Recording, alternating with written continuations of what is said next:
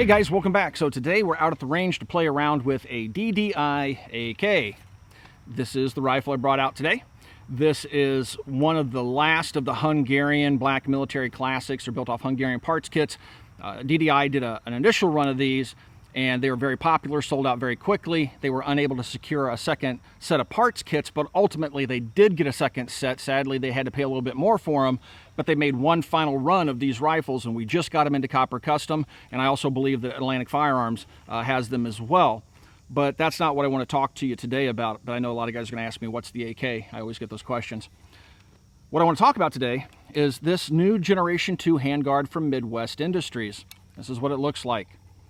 If you guys go back to my older videos, you'll know that I tested the Generation 1 handguard, and I used them quite a bit. Matter of fact, my AK-74 that I considered my go-to rifle back in the day had one of their Generation 1 handguards on it. So the Generation 2s are out, and they've made a few changes. First of all, you're going to notice it has M-LOK capability. I also believe they offered them with key mod for a $10 upgrade or something like that. So they're available in both M-LOK and key mod. Also, you'll notice that this one's mounting a Trijicon MRO. Now, what's really cool about this is they've managed to cut these top covers on the Gen 2 so low that you can actually co-witness your iron sights with the lower 1/3 through the Trijicon MRO or through the AEM5 Micro, which they have a cut for, or with compatible sights to the AEM5 Micro, things like the Hilux B dot or some of the primary arms micro dots. They'll also bolt down, and assuming the emitter isn't right at the 6 o'clock position, if it's over on one of the sides, you're going to have lower 1/3 sighting capability through the red dot sight. These new handguards work similarly to the originals. How they mount is that right here on the bottom, you'll see a tiny little set screw. When you install the handguard, you just take your original handguard off, you turn your wood piece out or polymer, whatever you have over your gas tube, and then you just set this in here, but you have a little block that fits down inside of the receiver. It may require a little bit of fitting, just a hand file, just to fit it, just a few thousandths has to come off to fit it to your particular gun. You slide that down in there, and then it has a set screw that cranks down on it, and that will keep the handguard from rotating left or right, okay? After that, you have a barrel band, which is right underneath here. It's part of the handguard. It'll cup the barrel, and then you'll slide a locking piece down. It has 4 bolts that'll hold it in place, and then you have your top cover piece right here, which you'll see the 2 bolts that hold the top piece in place. Now, I know in the past with the Generation 1s, there was some concern with how the handguard touching the barrel would affect accuracy. I know some of the guys out there on YouTube, I think Nuttin' Fancy was one of them, that did some testing, and he said that the handguard really made a difference in the accuracy of the rifle, that it opened up the groups and made it less accurate. I've probably installed 2 or 3 of these on my own original or my own personal rifles, and I don't recall having any massive changes in accuracy. Matter of fact, when people asked me, I said I couldn't really determine whether there was really a measurable difference in the performance of the rifles. Keep in mind, if you have, let's say, a 1-inch rifle, and it's capable of shooting 1-inch groups. Every time you go out, you're not going to shoot a 1-inch group. You may shoot a 1.5-inch group, a 2-inch group, and you'll come back to a 1-inch group. And there's a lot of variables at play there. The shooter, the ammo, the gun, all sorts of stuff can cause that type of accuracy performance. But very rarely can somebody sit and shoot the exact same group size over and over and over again. So unless you see a drastic difference in the group sizes, it's really hard to say definitively that something's causing the accuracy to degrade. So in my case, if I was seeing any type of accuracy difference, it was in the 1/2 inch, maybe an inch range, but I don't even think it was that much, because again, it didn't jump out at me like, oh my gosh, my rifle's horribly inaccurate. So what we're going to do today, though, is with the Gen 2 handguard on this DDI rifle, which is 7.62 by 39, with the Trijicon MRO, I have a target down at 50 yards, and we're going to get the thing sighted in, and we're going to do some shooting and shoot for some groups. I brought out some Red Army Standard 122 grain ball. This is really good stuff. I picked this stuff up from Lucky Gunner. I want to thank those guys. They're a really cool company to do business with. I highly recommend them. If you don't know who they are, go check them out on the web. But anyway, we're going to use that ammunition, and we're going to see what kind of groups we can expect to get out of this DDI rifle with the Trijicon MRO mounted with the Gen 2 Midwest Industries handguard. I also want to mention that this is the short rail. This will actually work with your existing handguard retainer, so you don't have to cut any parts off your rifle. You can fit it on very easily yourself. They also sell a longer version, which requires you to cut off your front handguard retainer, but it gives you a little bit extra rail space if you like to run your your hands out there. What's cool about the M-LOK is, of course, you can run heat panels on it like this, which are the MOE heat panels. But you can also, this is a Kinetic Dev Group QD system for M-LOK, and I can quickly pop a bipod on there, and now I have a bipod on my AK or any other type of accessory, vertical hand grips, 1913 rail sections, whatever you want to use. That MOE gives you the ability to use cool M-LOK accessories like this Kinetic Dev Group stuff that I have here. All right, so let's load up some magazines and start shooting and see what types of groups we can get. And then also I'm going to fire a few magazines back to back. I will put the MOE handguards on here and see what the heat buildup is like, because the handguards are all aluminum. All right, let's load up some magazines and do some shooting. Oh, I really should get prescription glasses. I know you guys have been telling me to do that. Have a hard time seeing these days. This bag, you guys have asked me a lot about this bag. This bag is made by a local guy. I'll try to share his information in the subtitle down below in case you're curious about where you can pick one of these little rifle rest bags up. They're really nice. You'll see I use it all the time here on the channel. You can lay it this way for lower. You can lay it this way to get it up a little bit taller. And it works with AKs fairly well. All right. Let's see what we can do at 50 yards here really quick. If only my eyes were as good as they used to be.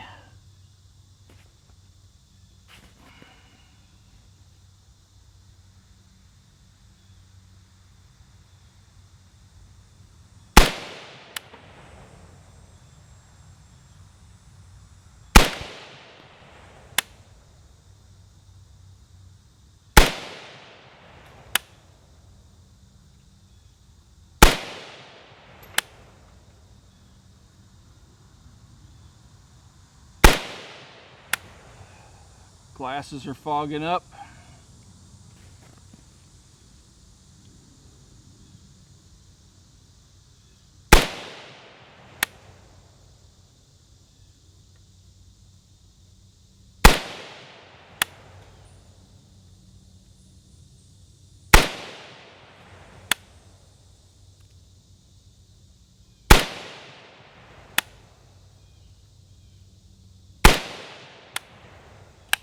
All right, you guys won't be able to complain about that. That was a full 10-shot group. Let's take a look and see what that group looks like. I was also recording it live, so yeah, you guys already know what it looks like. With my bad eyes, I have to go downrange to take a peek. Let's go do that. All right, guys, here's our 50-yard group. Now, in my Mark 12 video, I got a lot of flack because you couldn't see the actual tape measure, and some of you were claiming that I wasn't really shooting a half-inch group, and I said I shot a half-inch group. So, but I posted a link so you can actually see the actual targets from that video. You can find it down in the comments down below. Hopefully, guys, you can see this. Now, how I measure groups is center to center. All bullets are different sized. If I shot a 50 cal and a 22 to measure the group, the only real way to do that is to measure from the center of each bullet hole. Okay, so that's what I'm going to do. You pick the two farthest points. Looks like this bullet and this bullet are the furthest point. I'm going to go center to center. And the center on this one is 1 3/4 of an inch, somewhere between 1 1/2 and 1 3/4. Okay, so we'll call it 1 3/4. This may be the longest, so we'll check that one now. That's about 1 1/4 there.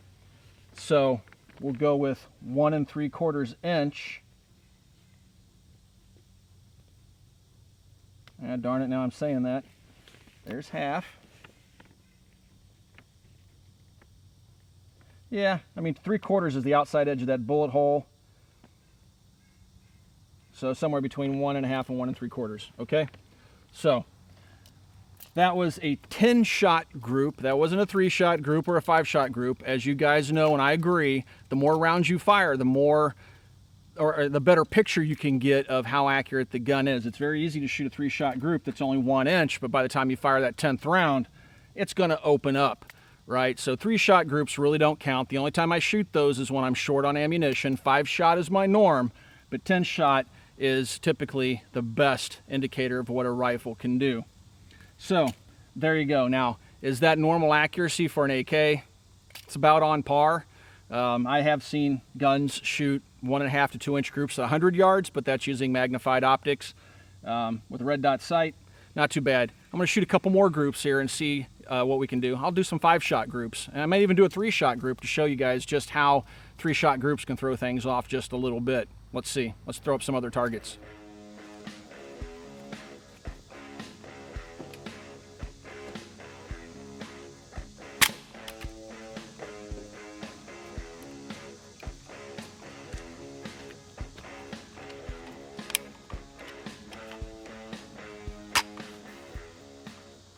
All right.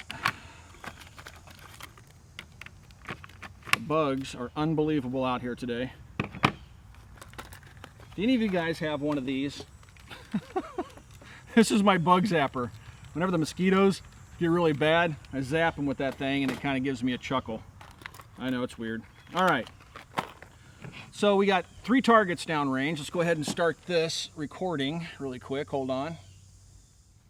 And of course it's way out of focus. Come on, focus. There we go. Okay, sorry about that. All right, so now I've got the camera recording the target downrange. Let's go ahead and get ready to shoot here. 3 targets. We'll do 2. You know what? I'm just going to lose the glasses for now, guys. I know you hate that. I shouldn't shoot without glasses, but my eyes suck. I'm going to go ahead and shoot 2 3-shot groups, then 1 5-shot group. All right, here we go.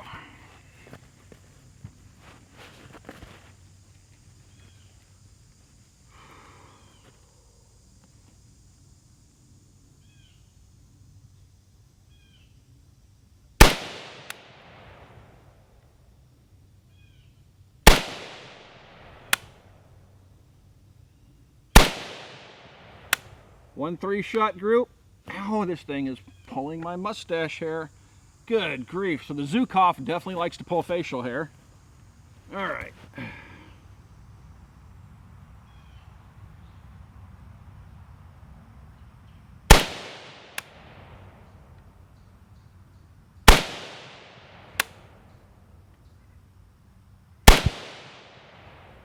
And then we'll do a 5-shot group.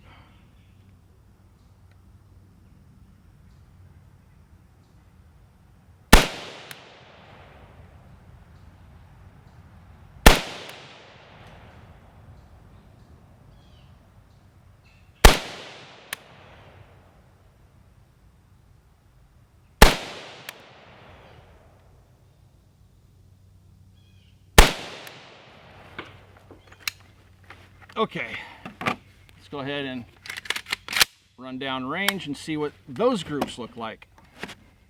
Back down 50 yards, and here's the first 3-shot group, second 3-shot group, and then that 5-shot group. So the first 3-shot group, center to center, is going to come in right at 1.5 inches. All right. This one is where it proves that 3-shot groups can skew results, and 3-shot groups don't always tell the whole story. So here's the 3-shot group, and this one measures 1 inch center to center. All right, so if all I did was shoot a couple of 3-shot groups and cherry pick them, I would say that the gun was shooting 1 inch or less at 50 yards. Now here's the 5-shot group.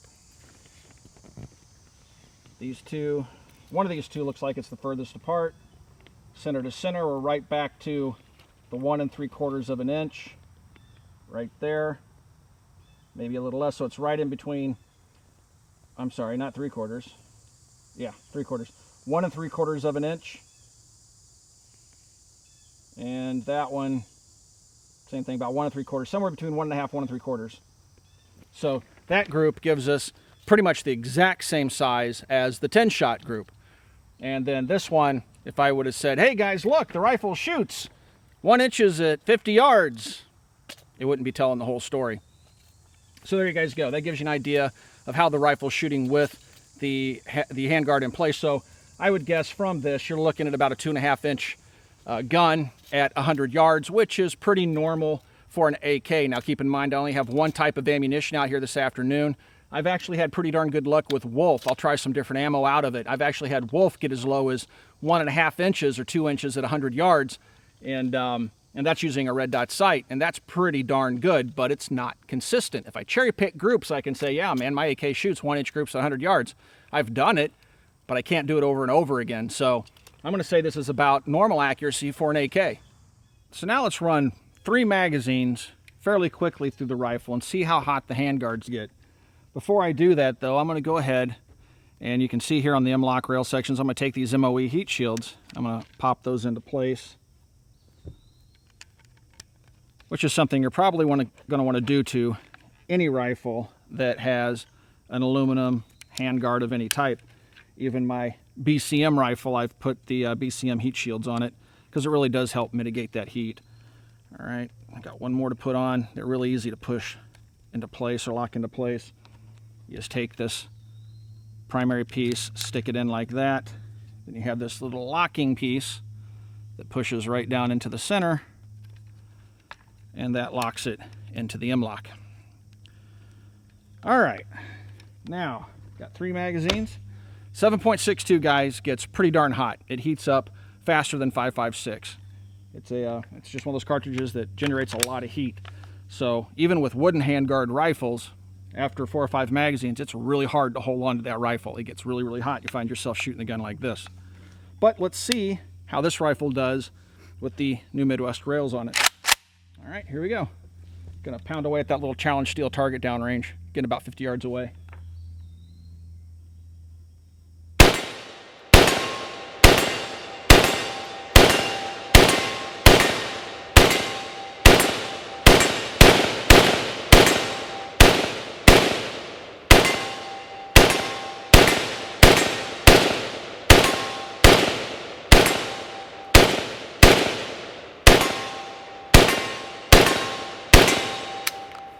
Yeah. Losing my dot there, guys. Can't see it with those silly glasses.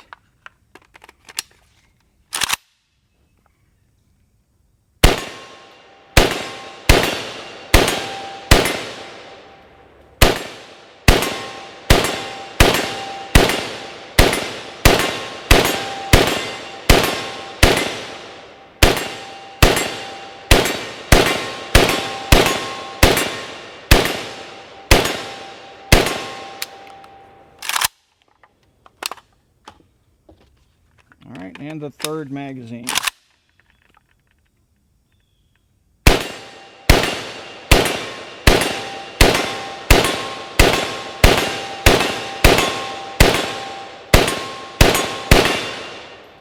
Dang, that thing pulls my hair.